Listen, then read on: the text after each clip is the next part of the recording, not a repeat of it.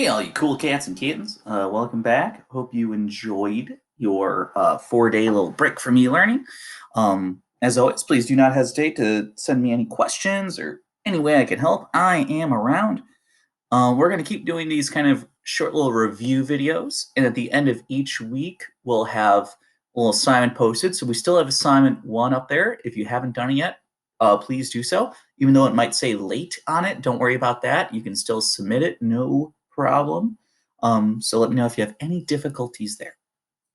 Today's conversation will pick up where we left off on Thursday, where we talked about the reasons for the Cold War, this conflict between the US and the Soviet Union, and how the aftermath of World War II led to that. The Marshall Plan, kind of a competition for influence in Europe and, well, rest of the world as well. Today, though, we're going to talk about plans, strategies the US has to combat communism. We'll talk about the Truman Doctrine and containment. So yeah, this is where we left off. This conflict between the two sides, and it goes on forever. We're talking about, in some schools of thought, about a 45-year span once World War II ends, all the way up to the early 90s. And that was where my joke came in. Yes, I'm a Cold War veteran. I was born in 1987, so I was around for this. Don't remember it too well. We see America on one side, right? Uncle Sam, American flag, got the Russian bear on the other. And that's something to keep in mind as well. There's a ton of terms in this that all in some ways mean the same thing. So if you hear Russian, Soviet, USSR, communist, Reds, we're not talking about a bunch of different places, a bunch of different people. We're actually all talking about the same side in this conflict. So don't get thrown off the horse if you hear a few different terms coming your way. We've done this a few times, but it's always worth doing again. When we talk about competing influence between these two sides, how it's not like a war on the battlefield as much as it is a war of control, we got to think about what this control looks like. Now, this is incredibly simplified, but our big example was with cows. With American capitalism, if you have two cows, it's kind of all up to you what you want to do with them. Maybe you want to try and expand your wealth. You'll sell a cow and buy a bull.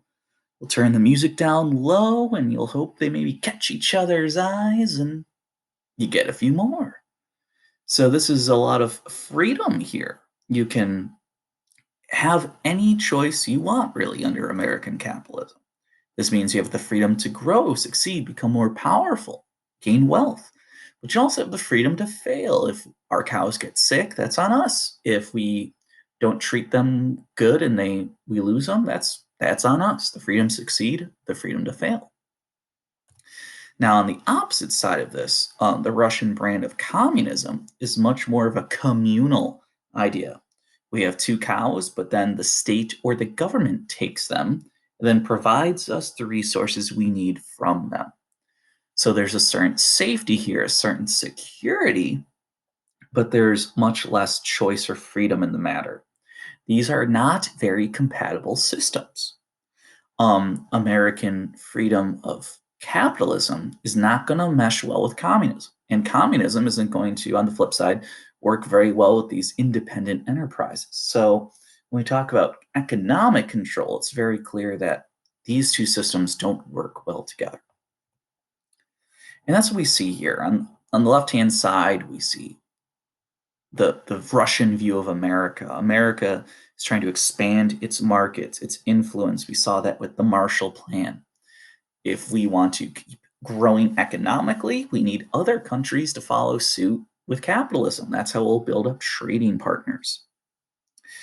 The USSR, we view, though, is expanding territory, trying to build up these buffer zones, these satellite nations that are going to kind of block off our economic growth for their kind of physical security. So both sides are being very, very suspicious of one another.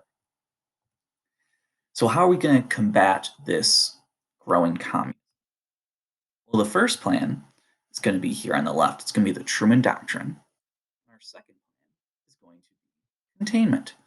So we're going to use both these images to try and better understand what each idea is. Well, the Truman Doctrine is going to give money, financial aid to any nation fighting communism. That's what this headline says. I'm going to pull it back up. Truman acts to save nations from red rule. We know that's communist rule. How's he going to save them? Asks 400 million to aid Greece and Turkey. That's money. He's not asking for 200,000 troops. He's asking for $400 million. If your country's under threat of communism, we financially will get your back. That's the Truman Doctrine. We will pay you money to help your fight. We're not sending our soldiers. We're not confronting communism head on, but we are supporting it financially wherever it's being fought. Containment, on the other hand, is a similar idea. Our philosophy in the Cold War isn't we're going to eradicate communism. It's not buckle up, Soviet Union, we're coming for you. Our stance is that we're trying to limit where it is, contain its growth.